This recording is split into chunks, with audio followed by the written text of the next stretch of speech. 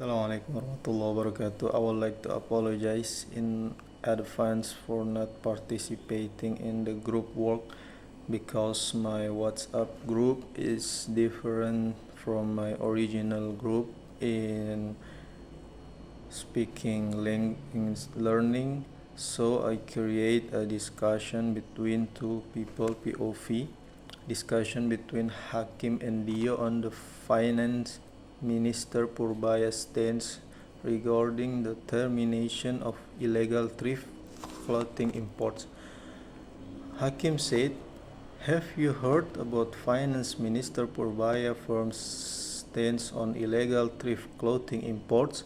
According to Kompas report, the Indonesian Retailers Association agrees with him, arguing that legalizing used cloth import could bankrupt the domestic manufacturing industry. I personally support this policy. It's meant to protect local product.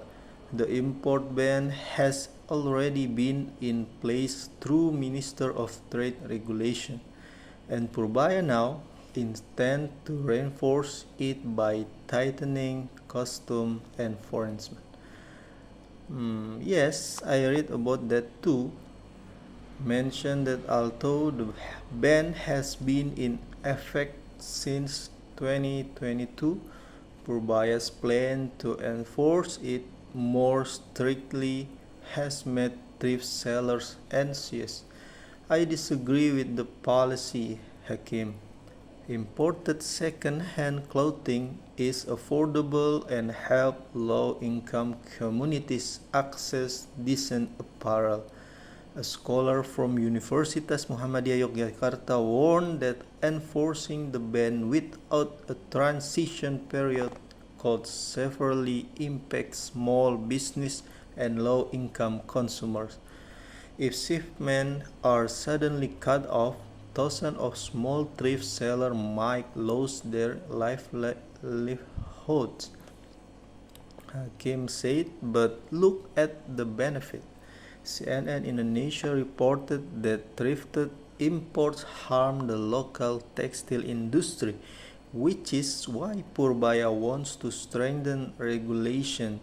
A researcher of ResearchGate also stated that imported used clothing disrupt the MSME market because the domestic textile and textile product industry still relies on imported raw materials. Moreover, used clothing from overseas may carry health risks. I think this policy is necessary to support local production and safeguard consumer. Uh, True, there are benefits such as protecting the national economy and preventing potential tax losses, as stated in that Facebook post. But the disadvantages are more tangible for low-income groups. Liputan 6 discusses how thrifting is a cost-saving solution and a business opportunity, yet regulation make it increasingly difficult. The UMY scholar also note that the import ban has technically existed since 2015 trade regulation, but without a proper transition period, local MSME that depend on thrift clothing are negatively affected. The government should first provide alternatives such as subsidies for textile MSME or regulated system for legal local thrifting.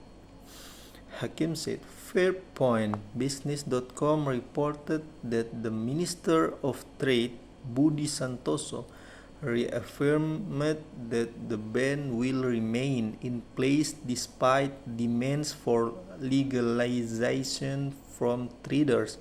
This debate is natural, similar to the Ethics.com coverage stating that imported used clothing disrupts the domestic textile industry. In my view, Purbai is genuinely trying to eliminate illegal practice, including monitoring sales through social media with support from the Minister of Communication and Information. Ultimately, this could encourage a healthier trend of locally sourced thrift fashion. I can agree with that. If a transition period is provided, Tribune News mentioned that IPPBI supports strict enforcement, but traders claim the policy threatens the thrifting trend. KompasJawaBarat.com article also note that penalties may include fines, imprisonment, and even lifelong blacklists for offenders. That is extremely strict and without a safety net for those who depend on the business, unemployment could worse. We'll have to see how the government implements it.